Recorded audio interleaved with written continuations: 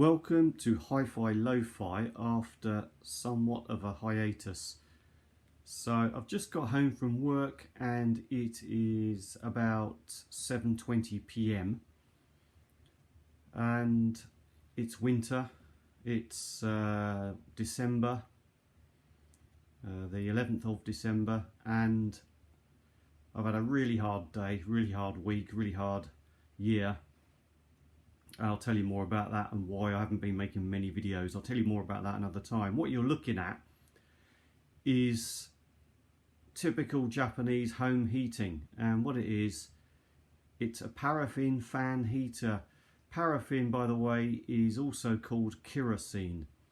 I call it paraffin. Some people call it kerosene. I believe North America calls it kerosene. So yes, in Japan, we are still using paraffin oil to heat our homes, and this is a model. I bought it about 2 years ago, I believe, going from memory. I think it was 2 years ago when I bought it, and it plugs in. It's plugged into the mains. It's currently off. I've just got home, so I'm going to switch it on and show you what happens when I switch it on. Just before I switch it on, just so you can see, in the top here, there's a tank there with a handle on, and that's a 9-litre tank, and I have to fill that with paraffin. It's got some warnings on there. It tells you to open the windows and change the air in the room every so often. I forget, 1 to 2 times an hour, it says. I don't bother with that. It's about 5 or 6 degrees centigrade outside. Not sure what that is in Fahrenheit, and it's showing 9 degrees centigrade in my house here, in my living room. So these paraffin fan heaters, well, let me switch it on. So there's an on switch, and I'm going to switch it on.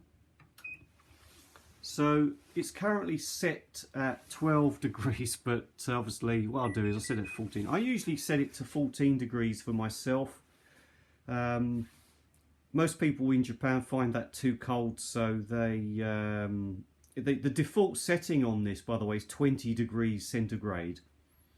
And most locals prefer a temperature in their homes of 24 degrees centigrade, but 14 is enough for me, especially if you wear winter clothes. You don't really need it that hot. And in a moment, it's currently preparing to fire up, so you'll hear a noise. There, you see the green light, you're going to hear a noise. Not sure whether you heard that. You can probably see a blue flame down in the behind the grill there. So now it's lit. Initially there's a burst of fumes, but these later models, this is you know, it's a 2-year-old model, they've really done a good job of reducing the amount of fumes that are pumped out when you first switch it on. So there's a temperature up and down. You saw me press the button there. There's a child lock, and there's it says timer. I never used a timer. It's got eco mode, and I don't like eco mode, because eco mode, what it does is it switches itself on and off, and it's just ridiculous. It's no point. You may as well just put it down. Well, I'll show you what it can do. If I turn the temperature down, you can have it low. So the lowest setting is low, obviously, and it starts at 12 degrees if you want to set the temperature. I forget what the highest temperature you can set it is. I'm not going to bother now. Alright, I'll show you. Okay, let's find out what the highest temperature it goes up to. I've never even checked this. Oh, it actually says high. Well, that's the first time I've checked that. So 30 degrees or high is the highest. Anyway, as I said, 14 is enough for me. And what happens is, after 2 hours and 50 minutes, that's 2 hours 50 minutes, a warning sound comes on, and after 2 hours 55 minutes, another warning sound comes on, and after 3 hours, another warning sound comes on. And if you don't press this reset button here, it will switch itself off automatically. So it's a kind of safety thing, I suppose, so you don't suffocate from carbon monoxide poisoning. But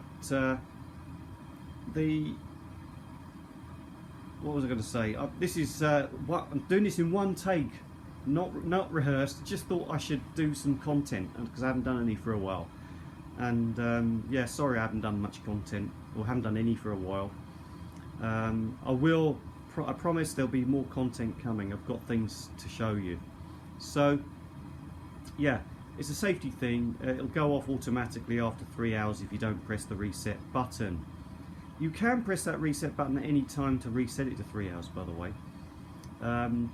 So the other thing is, you can see how much fuel is in there on the display. I've recently filled it up, and when it gets low on fuel, it also sounds. It has a sound that it plays, and these are melodies. I can't show you because it's full of fuel, and it hasn't got to 3 hours. But it plays melodies, by the way. It doesn't just have a warning sound. It's like a little melody. I forget what it is. I think it's a speeded up version of an Elvis Presley ballad. I'm fairly sure that's what it is.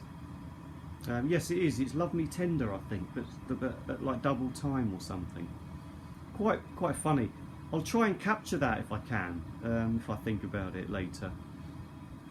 So, what else could I tell you? Well, obviously the amount of fuel it burns depends on the temperature you set it at, and you know, if I've got it at 14, so it's pumping quite. I mean, it's getting very hot here, by the way. I'm too hot now. I've still got my clothes on from my motorbike, and when it reaches temperature, obviously, if the right hand temperature goes over the left hand temperature, then it's not going to burn much fuel. It's going to go down to low automatically.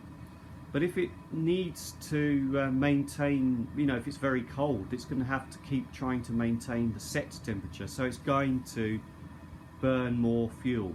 And obviously the higher the temperature you set it at, the more fuel it's going to burn. And the fan is more powerful as well. So at the moment the fan's coming out quite powerfully.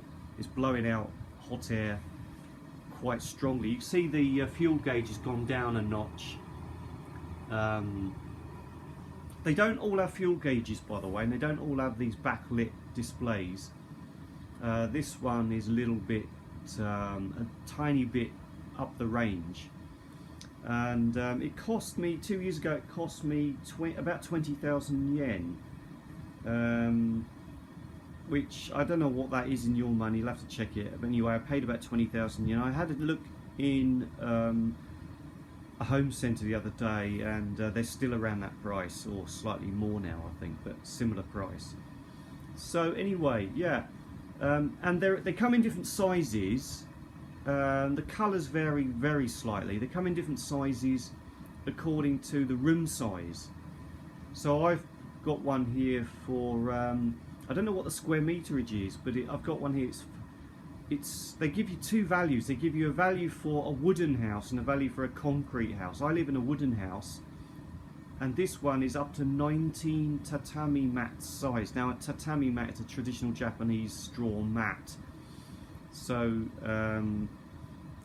it's up to 19. A room that is of 19 tatami mats in size. There you go.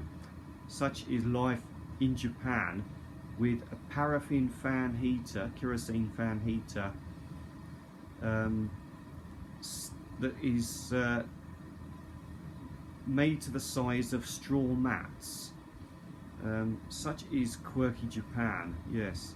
there we are. This has been Hi-Fi Lo-Fi. If you've got any questions regarding this contraption, leave them in the comments and I shall do my best to get back to you as soon as I can. Thanks everybody. I shall definitely try to make some more content soon. A little bit off topic today with this heater, but I thought it was apt for the time of year, and it's a little bit of a flash. What's what I'm looking for? It's a little bit of a snapshot of my life here in Japan. There we are. Thanks a lot.